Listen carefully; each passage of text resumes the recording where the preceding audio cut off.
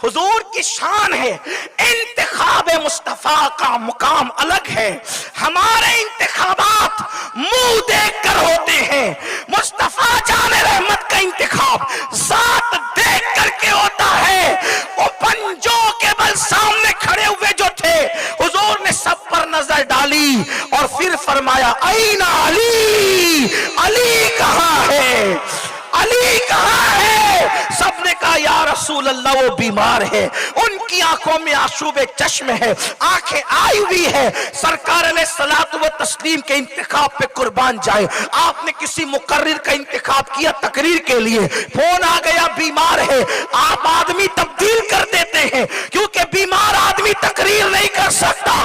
تقریر کے لیے جتنی طاقت کی ضرورت ہے اس سے زیادہ جنگ کے لیے طاقت کی ضرورت ہے، وہ اور ہے بیماری کی وجہ سے جن کے فیصلے بدل جاتے ہیں۔ مصطفیٰ جان رحمت کی زبان وہ ہے، میرا امام کہتا ہے وہ زبان جس کو سب کن کی کنجی کہے، اس کی نافذ حکومت پہ لاکھوں سلام۔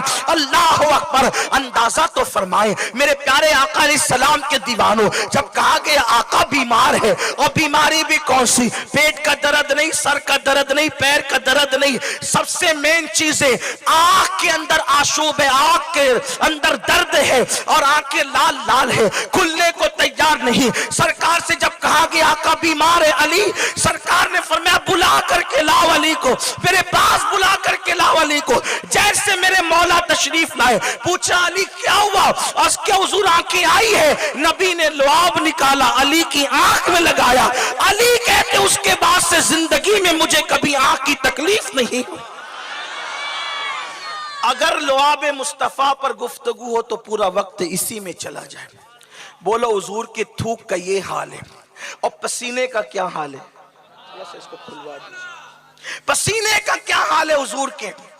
پہلی بات تو یہ ہے، دنیا کے اندر دھیان دینا، دنیا کے اندر بڑے سے بڑے خوبصورت کتنے بھی ہیں، جب ان کو پسینہ نکلتا ہے تو بدبودار نکلتا ہے، پھر اس کے بعد پسینہ بے ترتیب نکلتا ہے۔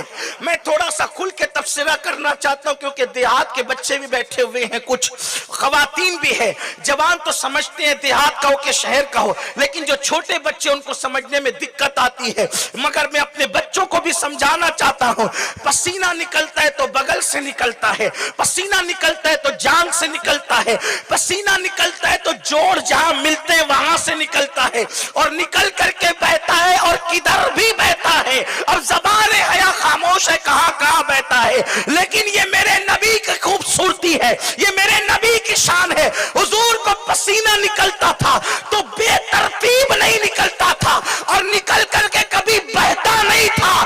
صحابہ کہتے ہیں نبی کو جب بھی پسینہ نکلتا تھا تو پیشانی پر آ کر ایسے جم جاتا تھا جیسے چاندی کی پلیٹ پر کسی نے سونے کے موتی ٹاک دیے ہو۔ حضور کا پسینہ بھی کبھی بے ترتیب نہیں نکلتا تھا، اسی لیے کسی نے یہ نہیں کہا کہ حضور کے گرتے ہوئے پسینے کو ہم نے شیشی میں لیا، جس نے بھی کہا یہ کہا کہ میں نے حضور کے جسم سے سمیٹ کر کے پسینہ لیا۔ اس سے پتا چلا جس کا پسینہ بے ترتیب نہ نکلتا ہو، اس کی زندگی کی صبح و شام کی ترتیب کا عالم کیا ہوگا۔